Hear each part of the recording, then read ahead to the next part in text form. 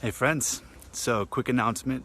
We will be having class on Monday the 31st, Memorial Day. So if you're around, you feel like coming in, moving your body a little bit, come on by and join us.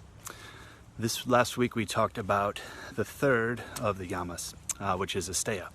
And Asteya translates to non-stealing.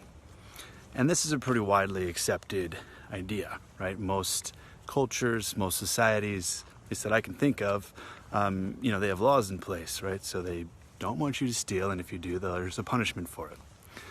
But interestingly, there's actually a lot of ways in which not only is stealing accepted, but actually encouraged in our society. And maybe this isn't physically stealing, but stealing in other ways.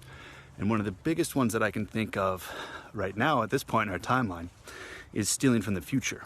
We live, especially in Western culture, in a society that really emphasizes convenience and really emphasizes consumerism.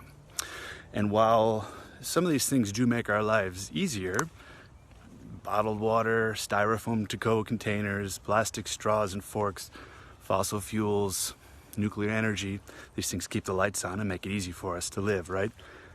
But it's not necessary, and that convenience comes at a cost. And a cost that future generations really are going to have to pay for. It's not a bill that we really are going to have to see. And so in essence, by leaving that problem for our grandchildren's grandchildren, we are stealing from them. And this is a big form of stealing that we need to bring our attention to at this point in history. We can also steal from other people in non-material ways.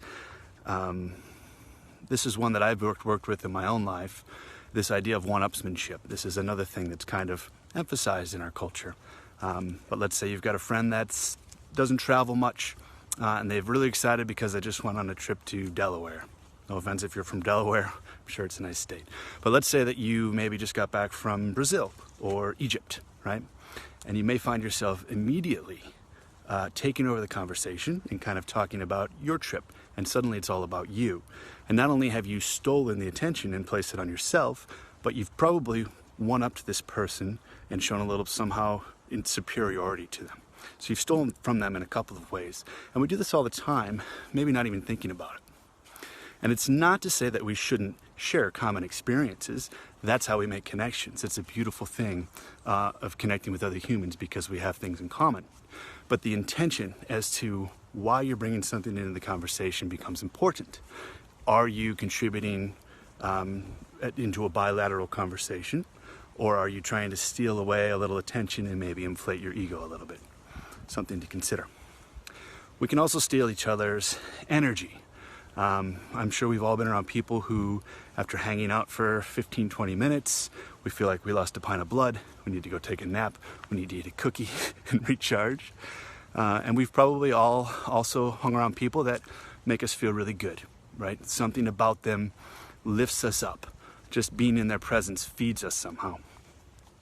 And understand that everyone that we interact with, on some part of that spectrum, we're representing that, right? So we're either lifting someone up somehow, or we're draining them somehow. And so being aware and making a conscious decision as how you want to show up in other people's lives can be very beneficial as well. And then, of course, we steal from ourselves. And I see this pretty commonly both on the yoga mat and off the yoga mat in a couple of predominant ways. The biggest one I see is robbing ourselves of this present moment. I mean, we have endless to-do lists. Maybe something that happened this morning is on our mind. Maybe some difficult conversation we have to have later on is on our mind.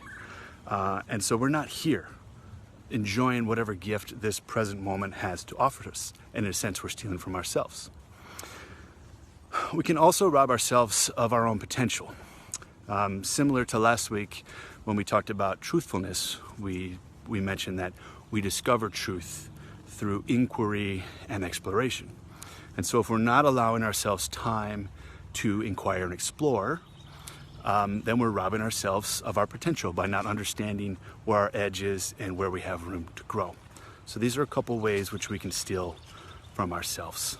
And I'd invite you to this week maybe play around with some of the concepts of Asteya, of non-stealing, and some of these subtler ways. most of us hopefully are not out stealing physically from people. As I said, that's pretty widely accepted no in our culture. But I think we probably will find, if under investigation, that we are guilty of stealing in other ways. And I invite you this week to just kind of think about some of these concepts. Next week we'll talk about brahmacharya, which is non-excess. So hope to see you then. Have a good one.